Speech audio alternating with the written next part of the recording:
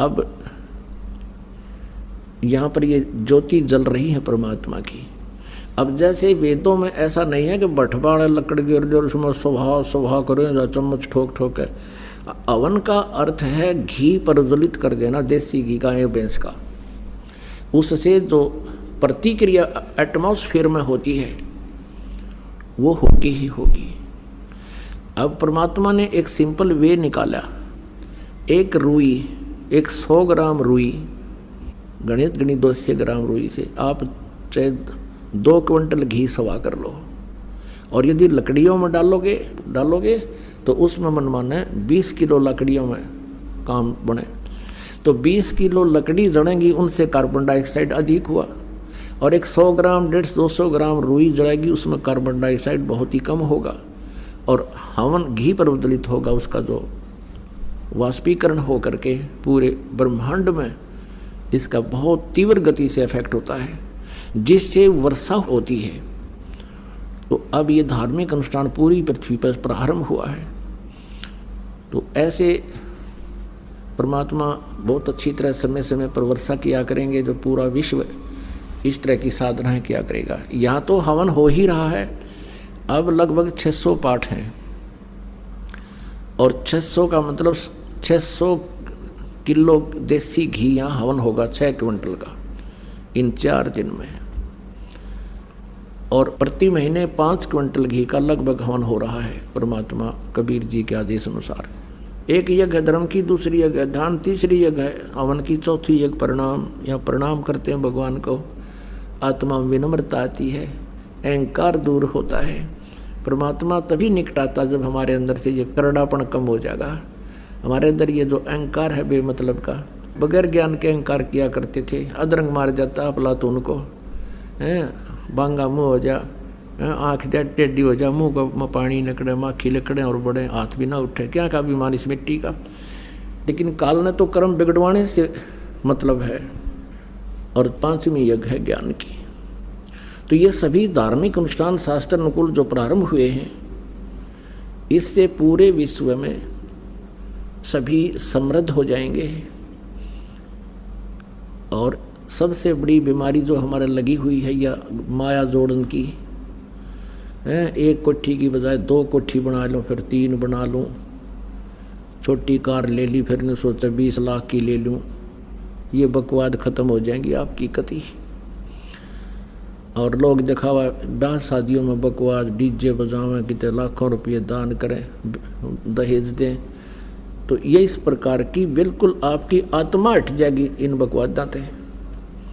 अब जो हम सारा दिन सारा जीवन में पैसा जोड़ने के लिए व्यर्थ करते हैं समय, फिर आपका 20% जो प्रयत्न परिश्रम आप कर रहे हो ना, 20% प्रयत्न में आपका रोजी रोटी घना बढ़िया चला करेगा और बरकत होया करेगी। परमात्मा ना जाने कित कह दे देगा और किस तरह कर देगा, उस मालिक की महिमा से आप परिचित नहीं हैं।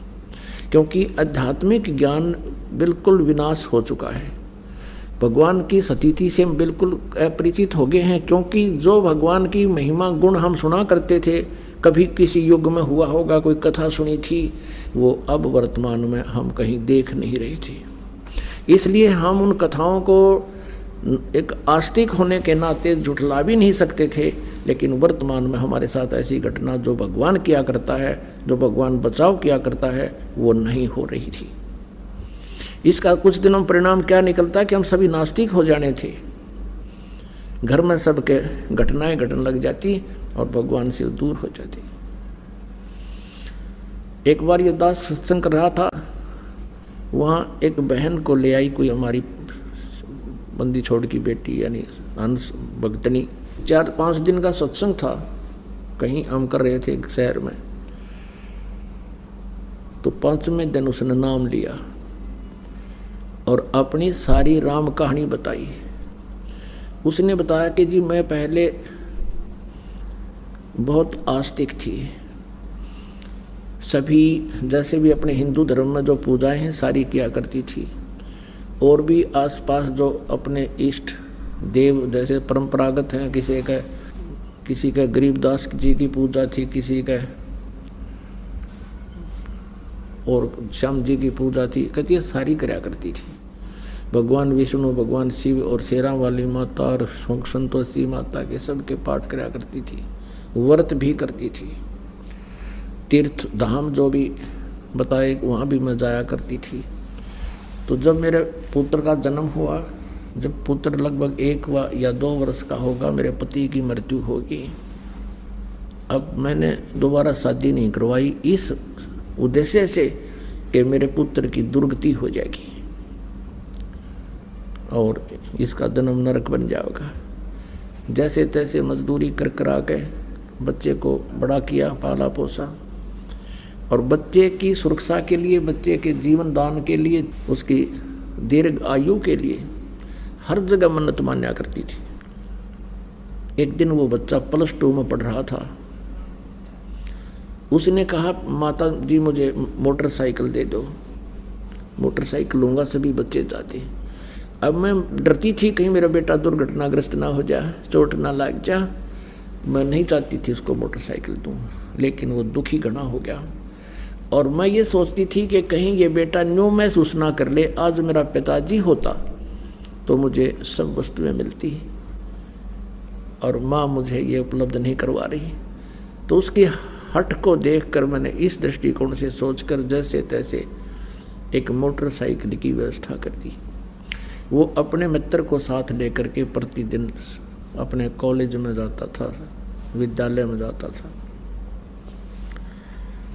एक दिन बता रही थी कि मैंने खाना बनाया, बच्चे को खाना खिलाया। वो अपना मोटरसाइकिल लेकर प्रतिदिन की तरह निकल गया, अपने साथी को उसके घर से लिया, चला गया। और मैंने वो कुछ शेष 2 व्यक्तियों की रोटी थी, मैंने शेष 2-4-5 रोटी थी वो बनाई और बना के हाथ धो के मैंने नहीं सोचा था तू रोटी खा ले। खाना खाने के लिए ग्रास तोड़ा था, इतने में उसका मित्र भागा भागा आया और उसके भी हाथ से कहीं चोट लगी हुई थी, रक्त बह रहा था, उसके गोटों से कपड़े फटे हुए थे। मैं एकदम सख्ते में आ गई और पूछा बेटा क्या हो गया? उसने कहा आंटी हमारा एक्सीडेंट हो गया, बाई का चोट कहीं लगी। और मैं उसी समय वो ग्रास नो का नो हाथ से छूट गया, नंगे पैरा, सिर पर कपड़ा नहीं, भाग ली उस बच्चे के साथ साथ जिधर वो बता रहा था। वहाँ जाकर देखा कि वहाँ कुछ रक्त, एक्सीडेंट दुर्घटना के बाद जो गिरता है वो रक्त पड़ा हुआ था, मोटरसाइकिल टूटी पड़ी थी, बच्चे को मेडिकल ले जा चुके थे, हॉस्पिटल ले जा चुके थे।